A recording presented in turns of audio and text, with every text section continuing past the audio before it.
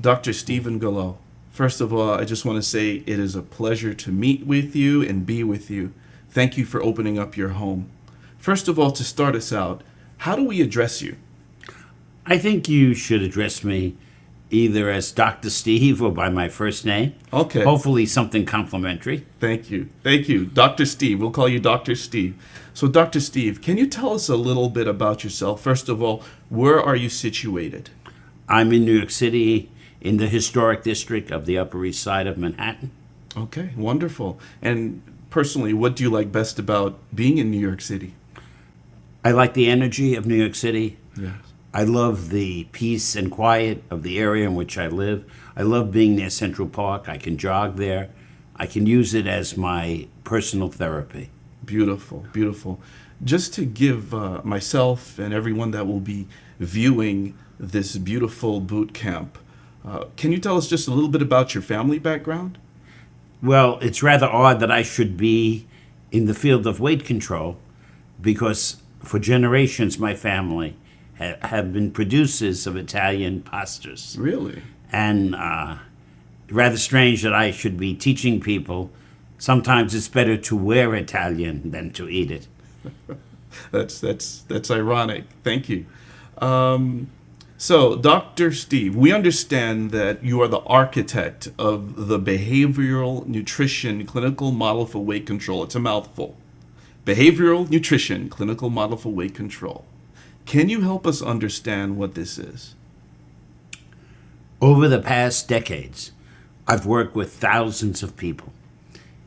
And my greatest concern has been to take people who have had a lifetime or a series of failures and teach them the behaviors that I have learned from the winners at weight control. What is it that the 10% do who have lost weight and keep it off for life that has enabled them to overcome the odds that have sunk so many? We are obviously missing critical variables. If you look outside the windows of this residence, some of the best and brightest people in our society have failed again and again. They do not lack willpower. They do not lack focus.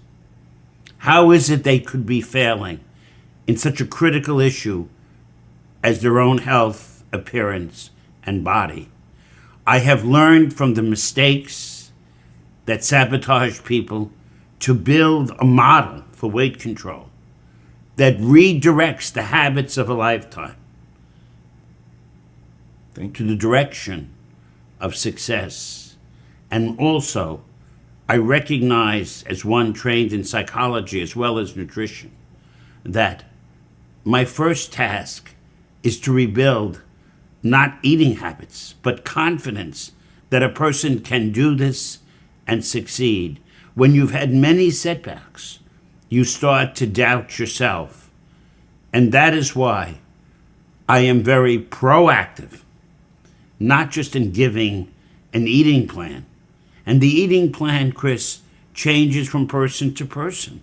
It's very individualized, based on their habits, based on their food weaknesses. No, each person is a textbook of one. I may be doing this work for decades, but each day I learn anew what works better. And that's what I teach the people I am privileged to work with. Wow. Thank you very much for sharing those thoughts.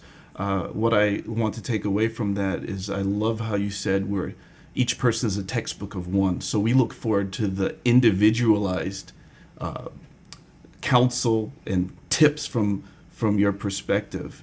And what's beautiful is that I understand that you are America's premier diet strategist. So we look forward to joining you in this workshop. Now, Dr. Gullo, you're known for being, we could use the phrase, the court of last resort for people who have failed many times around the world. Is it true, really, that people have come as far as Nigeria, Tehran, China, Europe, the Middle East? Is this really true?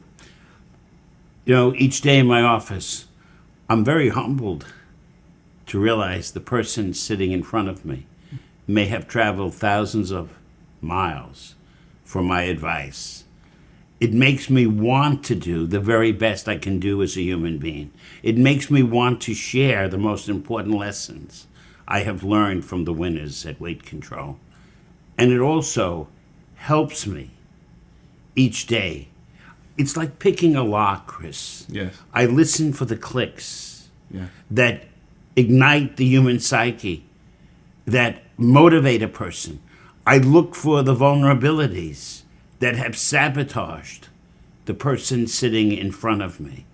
I don't have all the answers, but I tell the person in front of me, together we will figure out what works. The food has no IQ. It has no life smarts. We have the advantage. Yes. If we're losing, we're doing something wrong. My job is to figure out what is going wrong and to right it. Thank you. Thank you.